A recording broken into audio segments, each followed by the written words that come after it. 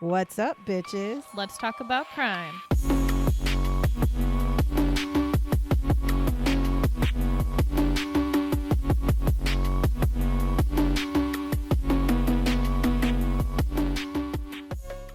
What's up, bitches? Hello. We're here as normal every week, every Tuesday. We're not actually here on a Tuesday. I'm like, today's Friday. We record on Tuesday. Never mind. We release on Tuesdays. Anyways, I don't think I have anything. Thought I had something to talk about, but I don't. Oh, I do actually. I don't know if you've seen this. So this is more like local type things, but did you see that the woman and her 2 children were found dead in the Cornelius house? Mm-hmm. I don't know.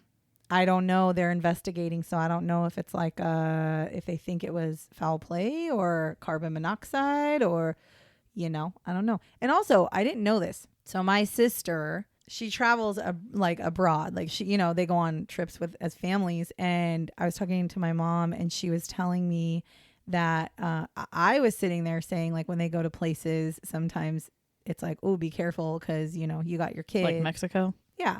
Well, when they went to Mexico, my mom was like, oh, yeah, they didn't really, they didn't really tell me they were going to Mexico, but I think it's because she knew I'd be worried. And I was like, well, yeah, it depends on what part of Mexico, especially with like drug cartels and things like that. And my mom goes, no, she goes, carbon monoxide poisoning. I'm like, what are you talking about? So apparently, I didn't know this, but apparently carbon monoxide, people dying of carbon monoxide poisoning inside of these hotels in like the Dominican Republic and Mexico and stuff are extremely common, or not extremely common, but are more common as a cause of death because they don't have the same like structures and infrastructures that we do. And so carbon monoxide, you don't know that it's apparently my sister bought a carbon monoxide, a portable carbon monoxide reader. And she was like, don't worry. Like we bring this with us when we go to hotels because they leave it out and it's a carbon monoxide detector thing so that if it starts to beep,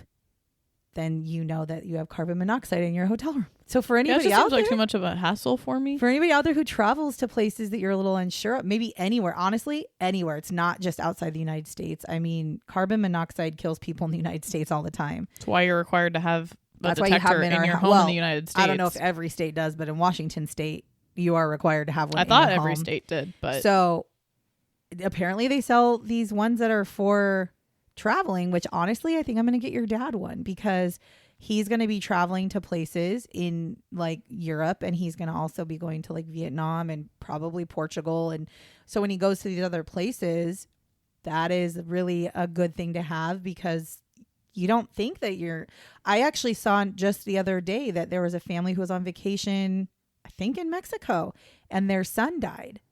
Actually, and it's somebody who, I can't remember who it was, but it's like a baseball player. It's like a famous person, and their son died.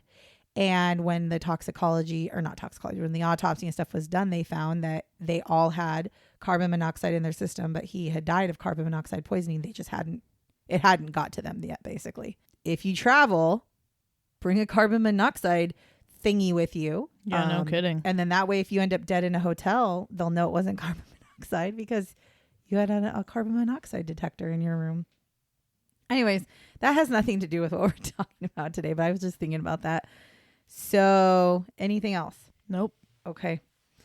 So we're just going to get into it. Okay. So we are talking about 2014 in Grays, Essex, which is in England. And we are talking about a kid named Lewis Daynes, and he murders a kid named Breck Bednar. So we're going to do a little bit of background on Breck first. There's not very much background on Lewis, so we're going to talk about the victim mostly. Okay, so Breck Bednar was born March 17th, 1999, and he was born to Barry and Lauren, and he was the oldest of 4. And both Barry and Lauren are actually American, but they moved to England 3 years before Breck is born, and so they're living their life in England. Breck was a student at St. Bede's School in Red Hill, Surrey, and he was also a member of 135th Squadron Air Training Corps. So he was like their equivalent of the Air Force, essentially. Well, kind of like what is it when you? Or that would be my guess. What is it when you are enlisted in, or not enlisted, but when you are a part of in high school though? You're in high school. Oh, what? Yeah. Yeah. See, I keep wanting to say Army Corps, but that's not what it is. It is. It's not Peace Corps. It's No, I know. See, you're on the same road. I'm like, I don't remember what it is, but I can't remember. My cousin was part of it. Like, I don't even know. Anyways, basically, he is a young kid in school, and he's part of this thing that I don't know what theirs is, but for the one in the United States, you can be a part of it during high school, and then a lot of the times they go on and they can get like scholarships through the program, and then they are part of the military basically. I don't fucking remember what it's called though. ROTC, that's what I was thinking of. So yeah, it's kind of like our ROTC where, anyways. So that's what he did. He was also described as a very relaxed and warm-hearted child that was really fucking smart. He had a lot of friends.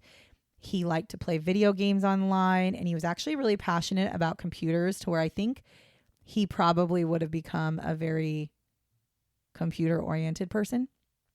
Now, overall, he sounded like he was like a thriving young man who had like his whole life ahead of him. But of course, it was cut short because he was murdered when he was 14. So he was only 14 years old when he dies. Now, Breck began actually gaming online with a groups of people. Some people he knew, others he might not have known, but I guess that's pretty typical now. Like if you think about it, my son, your brother, fucking video games all the time. Did I have friends on Discord that are from do? fucking England? Yeah, I was gonna say you do the and same other thing. countries that I play games with, or at least talk to them. Right. So it's kind of common. I mean, this is from 2014, so again, yeah, which Discord kind of common. If I'm not mistaken, Discord was already around by then, so that is not a shocker. It's funny that you say that. I'll tell you that in a minute. So yeah, or even Steam. So he's doing the PC those people. kind of things.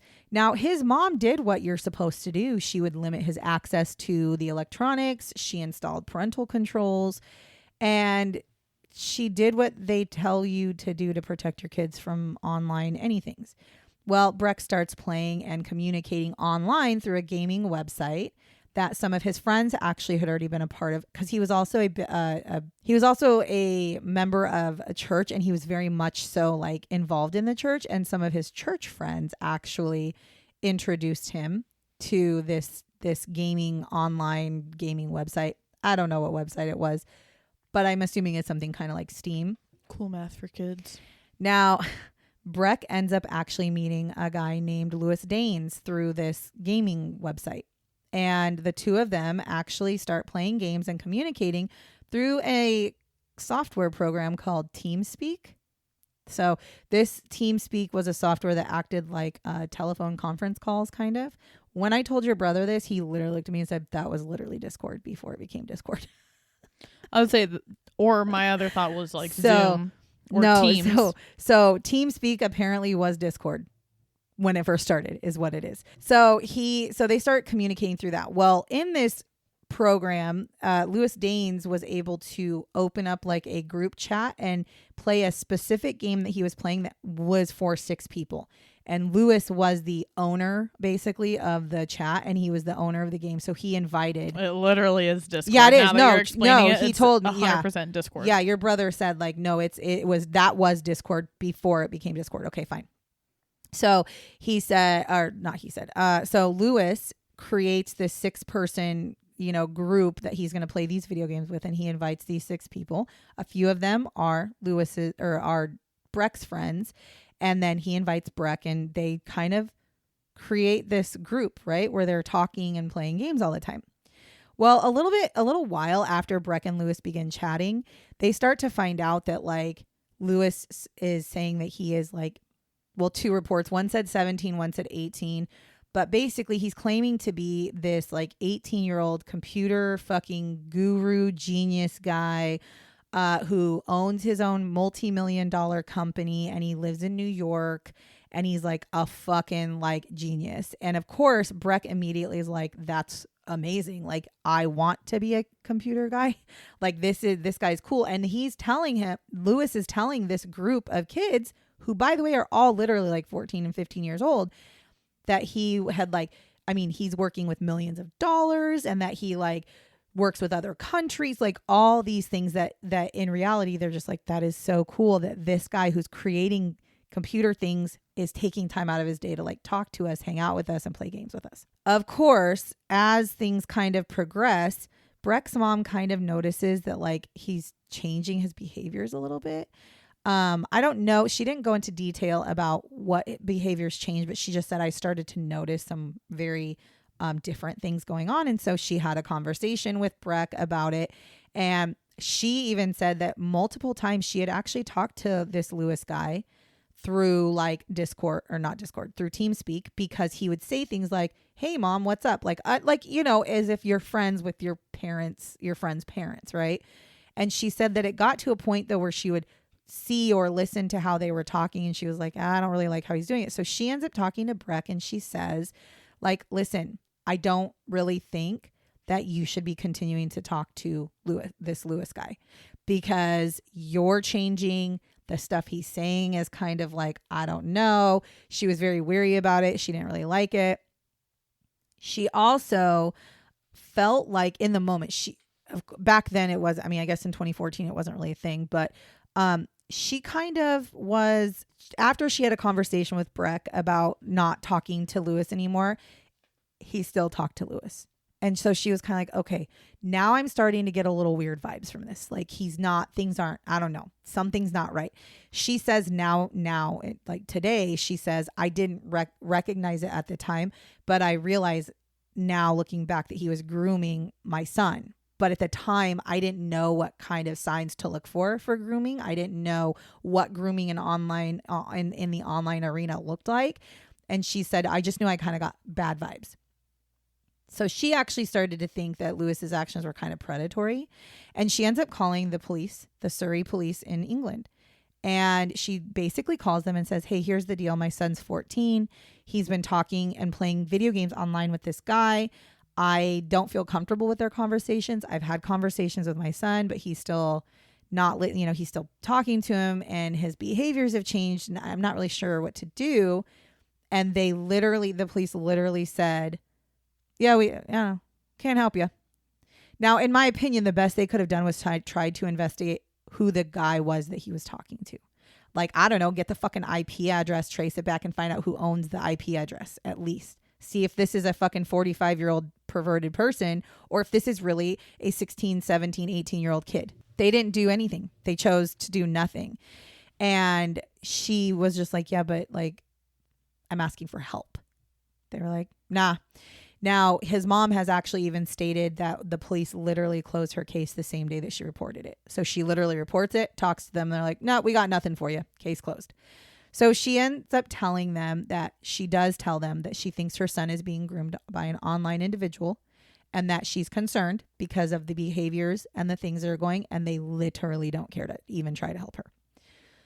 So that's kind of the background of Breck. Here's the small shit that I know about Lewis. So Lewis reportedly grew up as an only child. His parents were divorced after, like, not long after he was born. And he ends up living with his mother. But see, she gets remarried and her husband gets a job overseas. So at that point, he actually then moves in with his father. And then he moves again in with his grandparents. Now, there were also reports of him being in the foster care system for a little bit of time as well. So it doesn't sound like he had like the best of childhoods, to be honest. Now, by the age of 16, he is actually living on his own in a flat owned by his grandparents, but he lives by himself there. And his neighbors described him as a recluse. They never saw him. He was always inside. He didn't have a job. He didn't do anything. Now, other than that, there is really not much known about Lewis Daynes' background because he also doesn't really talk about it. On December 17th, 2014, Breck takes a taxi to meet up with Lewis at Lewis's home. Now, tells his mom that he's going to go stay the night at his father's home, and he told his father that he was going to be staying at a friend's house. So a little bit after he leaves, Breck calls the father's home to make sure that Breck made it because he took a taxi there, and she hadn't heard from him, to which the father tells her, no, he's not coming here tonight. He's spending the night at a friend's house. And she's just like, okay, that's weird, but all right. Fine. Probably not really that concerned, but it's just kind of like, wow, he fucking lied.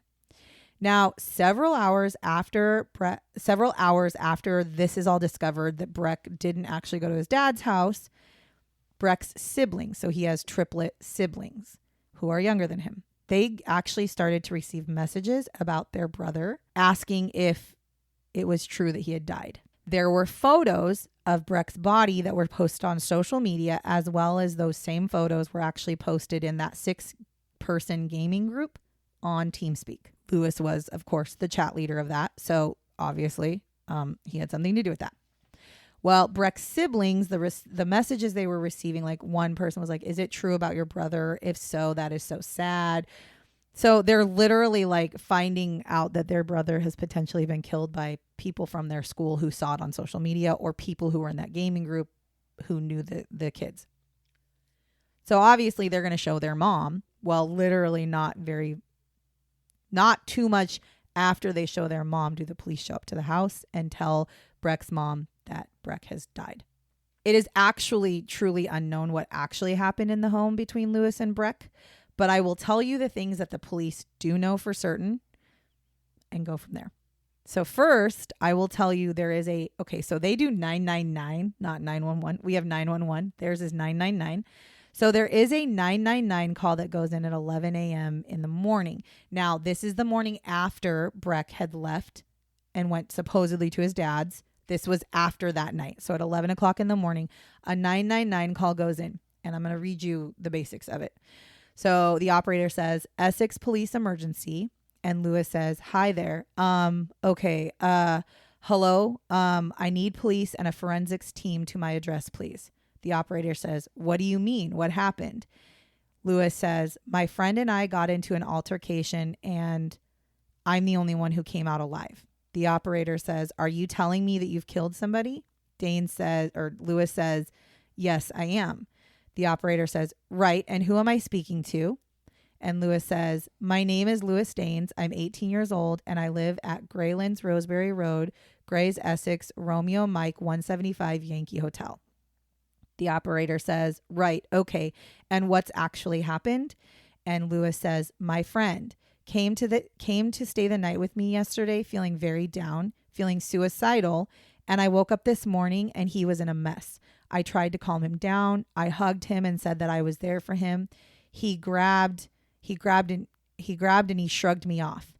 And then the operator said, can you bear with me a second? Don't tell me anymore. Okay. You're telling me that he's definitely dead. And Lewis says, yes, I'm telling you he's definitely dead. Now, mind you, this is like a small snippet. The actual 999 call is literally like 8 minutes. I listened to the whole thing. But he goes into more detail and stuff. Like at one point he even says to her, like, cause she's asking him what happened. And he's like, can I just give my statement to the police when they get here? And she's like, well, no, I need to have this information to give to them as they're coming to your house.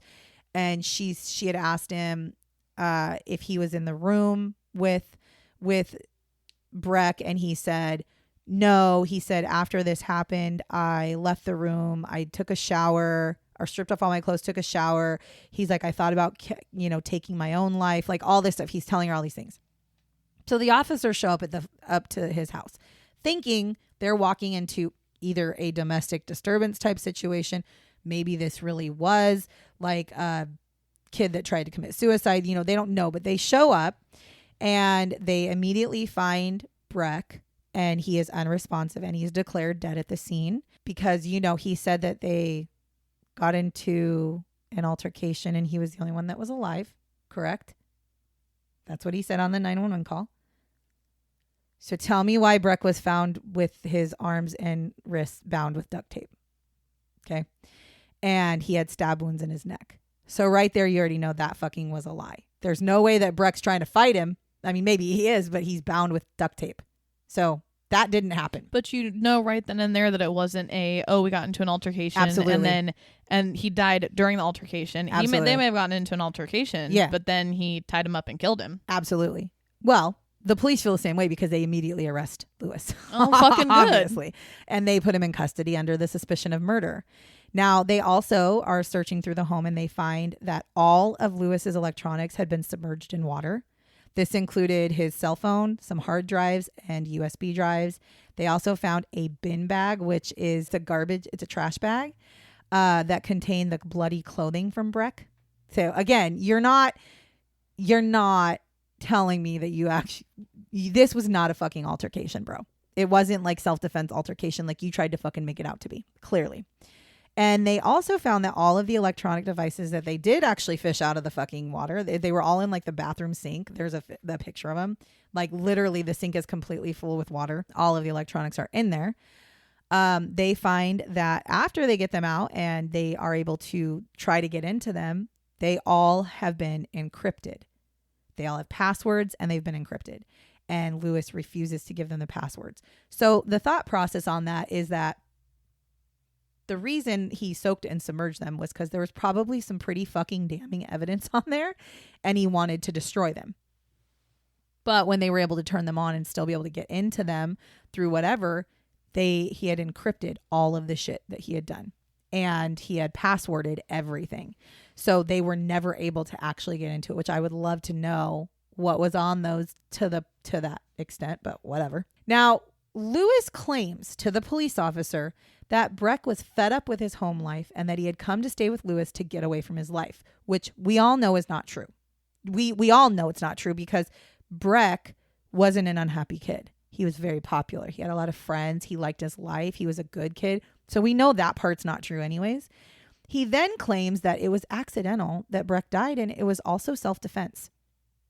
What he says is he tells them when he's on the 999 call, he fucking tells the lady, he says he had a penknife that he was holding. He had a penknife that he was holding at me, right? When I was trying to calm him down. I grabbed the penknife and I stabbed him once in the back of the neck near the brainstem. First of all, motherfucker, why are you even saying near the brainstem? You had that much forethought of where you stabbed him, so it's not self-defense anyways. So that happens. Then he also says, he tells the operator that, we kind of scuffled. I stabbed him in the back of the neck near the brainstem. And then he kind of stumbled a little and I ended the fight by cutting him in his throat. None of that sounds like self-defense to me. Not a single bit. Not a single goddamn bit. Well, let alone the fucking duct tape he had. Exactly. Now, during the investigation, they also had discovered that Lewis had actually been in contact with Breck prior to coming over to his home, including telling or sending Breck successful ways to lie to his parents so that he could go stay with him at his flat. So, for instance, saying to Breck, just tell your mom you're going to go stay at your dad's house and then tell your dad that you're going to stay the night at your friend's house on his weekend and then you'll show up the next day. Like if you tell them two different things, they won't know. And then you just you just come to my house instead. Exactly what Breck ended up doing was found on, I think they actually found it on Breck's stuff, not on Lewis's stuff, but it was a message from Breck that directly instructed him on what to do. So they also found out that prior to the murder, Lewis had actually bought duct tape, condoms, and syringes online. So he had literally like very shortly before this murder. Yeah, because he was going to drug him and rape him. Yeah, absolutely. 150 Which fucking percent. My original thought with the encrypted shit was like child pornography or black market, like selling kids, shit like that. Yep. That was my first thought before you even. Oh, I guess I should also tell you that Lewis is 18. I guess I didn't think about that. So he's not he's 18. He's barely an adult. Oh no, I figured he was 18. Oh, okay, because I was like, I just realized. Because you said 17 or 18 and I was assuming, because you said, well, two articles, one says 17, one says 18. Yeah. I was assuming that he was 18. Okay, yeah, so he's 18. Now, they also discover that Lewis also has had a few previous incidents on his record. Now, they actually found that Lewis had been accused of sexual crimes in the past. So in 2011, it's like I fucking wrote this story. In 2011, he had actually been arrested for the attempted rape of a young boy. And Lewis had actually faced 5 charges from that specific incident. Now, this included the attempted rape and 2 charges of engaging in sexual activity without consent. Now, both Lewis and the other boy were 15 at the time, though. So, he didn't go for somebody younger than him. They were the same age. But basically, he had tried to rape this kid. They put a bunch of charges on him. And the Essex police were like, let's see what, let's dig into this. And they're like, you know what? We're just not going to worry about it. So they didn't charge him. They didn't do anything. We just Again, what is wrong with the police department? in this. So it's not just America. No, it's not. I've come to realize, no, it's just, I don't know if they just have a lot of fucking red tape that they can't get around, or they just don't care to do their job, or if this incident, it was like, oh, they're two 15-year-old boys that were fucking around, like whatever. Like, no. Regardless, he did not get charged with it, but he did get arrested originally for it.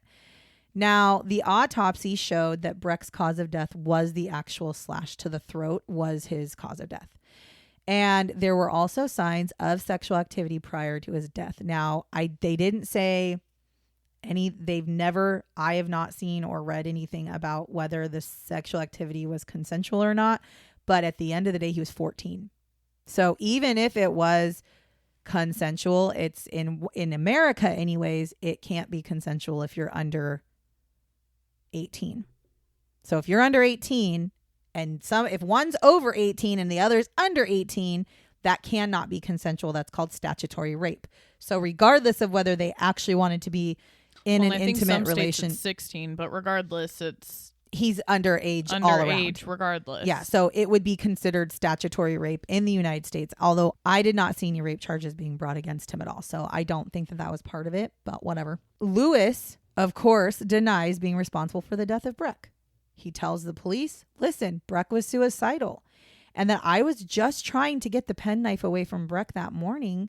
And when I went to him, I gave him a hug and I told him, like, listen, I am going to be here for you.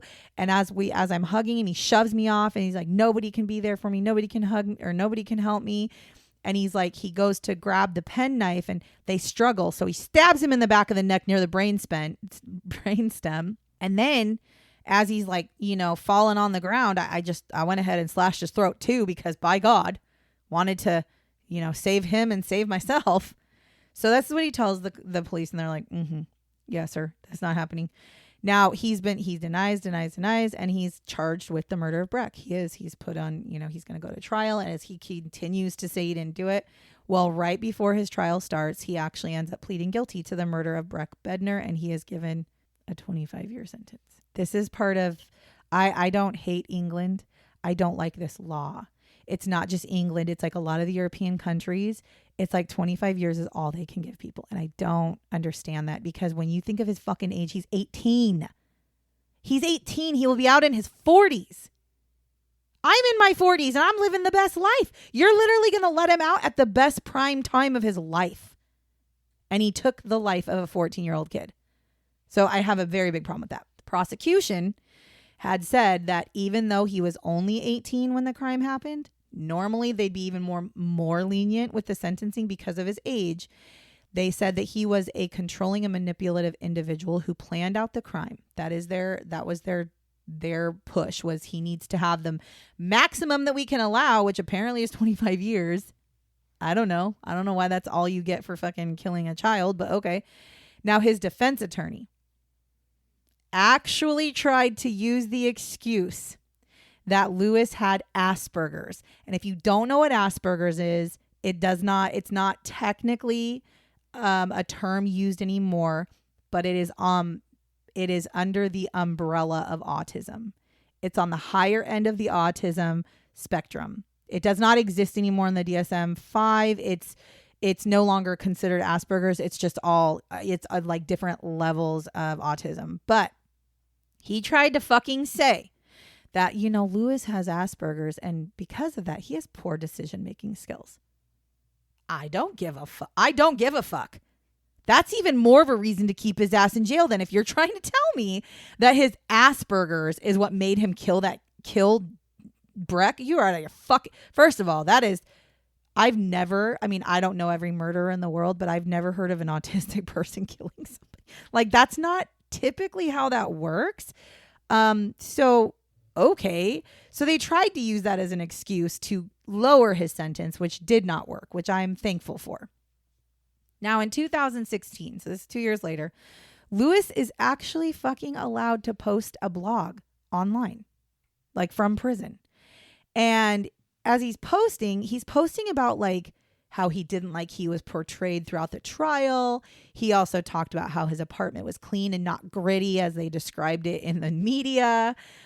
He even wrote about how he could have fled the scene if he wanted to, like just all this shit. And so Breck's mom was like, I'm calling the police because this is like borderline harassment and he should not be allowed to have a fucking blog while he's in prison. Well, I was going to say, why the fuck does he have access to that anyways? Exactly.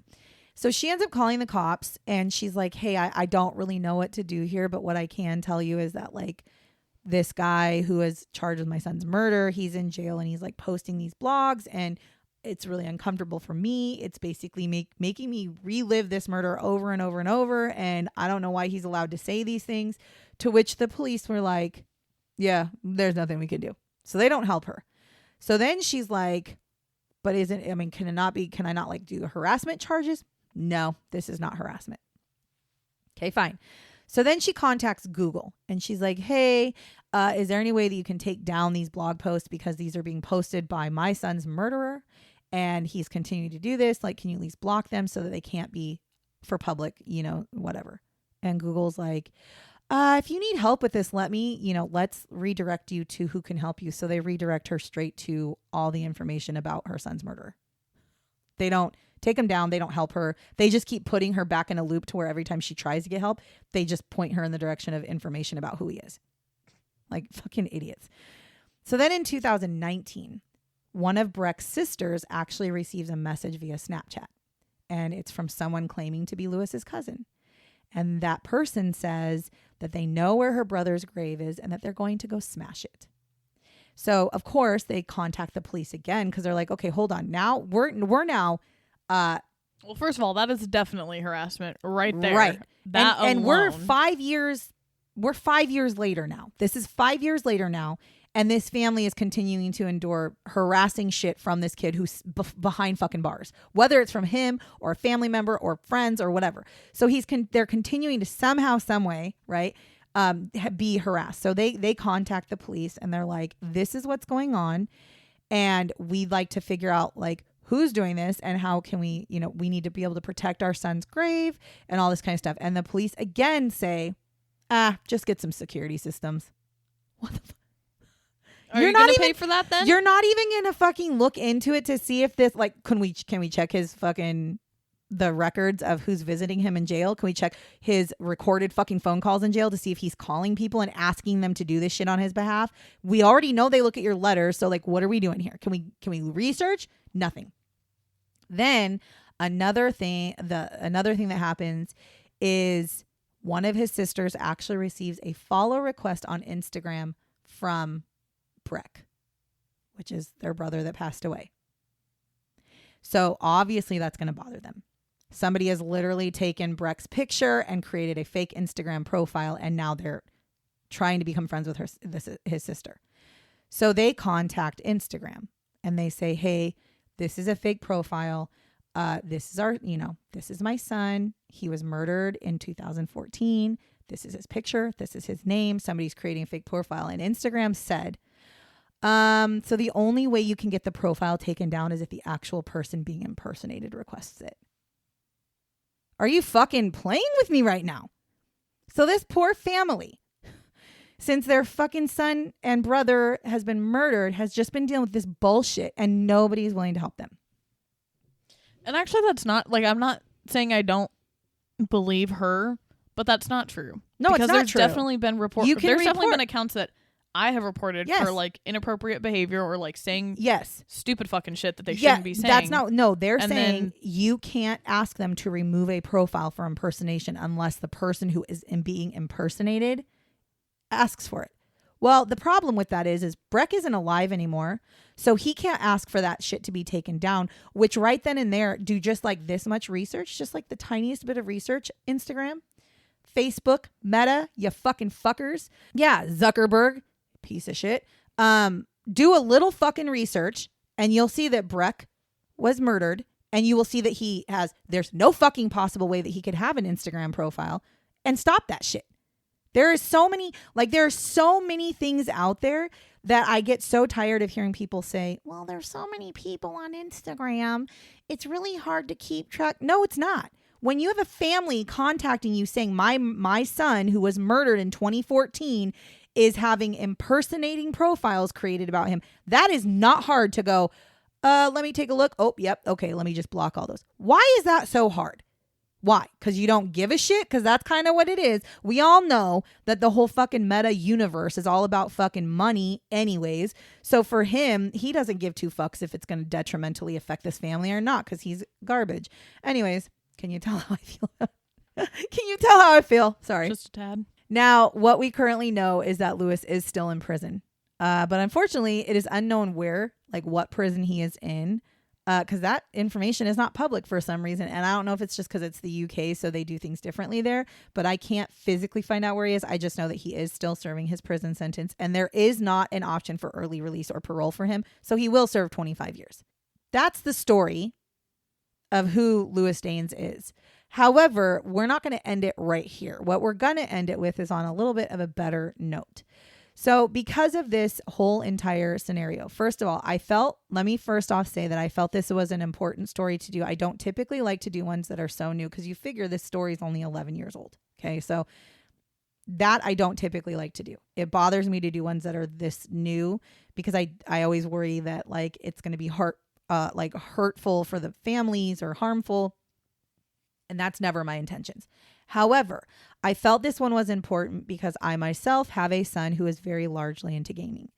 And my son has been gaming since he was like 10 years old. And we did set all the restrictions and the parental controls and the watching him. And he wasn't allowed to play games unless he was right in front of us until he got older. And as it sits right now, my son, who is now in his 20s, still is a very avid video gamer. And he has never talked to strangers online. He has what he actually does a lot. As there's me who has friends from you countries. On the other hand, I'm not going to get into you. But I a 20-year-old I'm not as concerned about, to be honest. I'm talking about when they're children, right? So when he was little, he was not allowed to have game chats. Also for me, it's like I'm not fucking going to the UK to go see you. No. But the thing is, he's not allowed to have game chats. He was never allowed to have any sort of chatting at all when he was a little kid. But as an adult, he actually mutes all of his game chats unless he has specific friends he's playing with and they have their own private chat. One of the rules that I'd made for him was that he was not allowed to chat with his friends online when he was like in middle school, unless he physically knew them from school, like they were friends at school. And I was right there to make sure that that's what he was doing. So the reason I wanted to bring this story out is because we are in this weird era where children who are 8, 9, 10, 11 years old are playing games on their own computers, on their own Nintendo Switches, on their own Xboxes, and there's these chat services with all of them.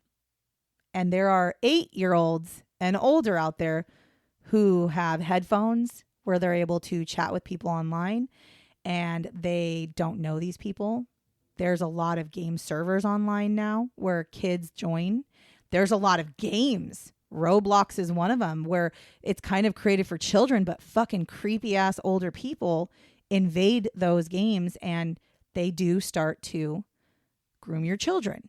And so I think this is a very important topic because unfortunately we live in a world. The video game world is scary now, not because of the games themselves, but because of the people associated with it and the fucking predators that can be associated with it. And it's because if I was a child predator, first fucking thing I'm not a child predator, but if I was, first fucking source that I would use, anything in the video game world. Minecraft, Roblox. Fucking anything. Among Us. Any of those games where it's like online multi-platform. And you can multiplayer act as stuff. a child. Absolutely. They're not going to fucking know. On Roblox in particular, that has been shown to be done, right?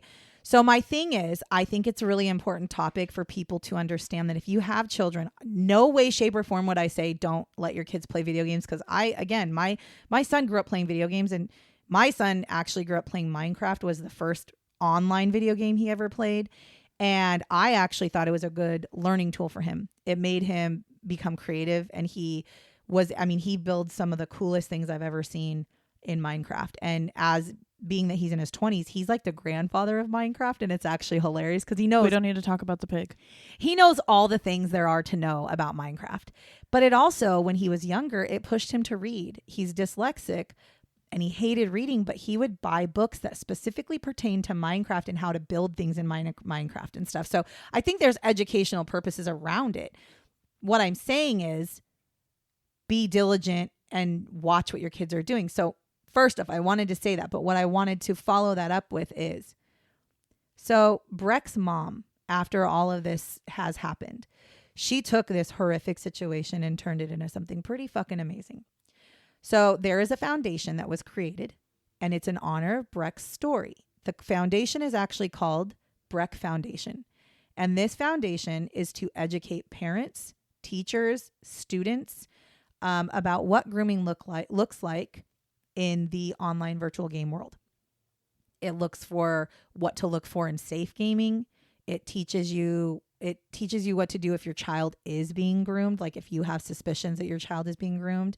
It also has all kinds of educational points, and they actually go to different like groups like Boy Scouts, Girl Scouts, that kind of stuff. They go to schools, they go to businesses, and they do all of this in hopes of protecting children in the online gaming environment.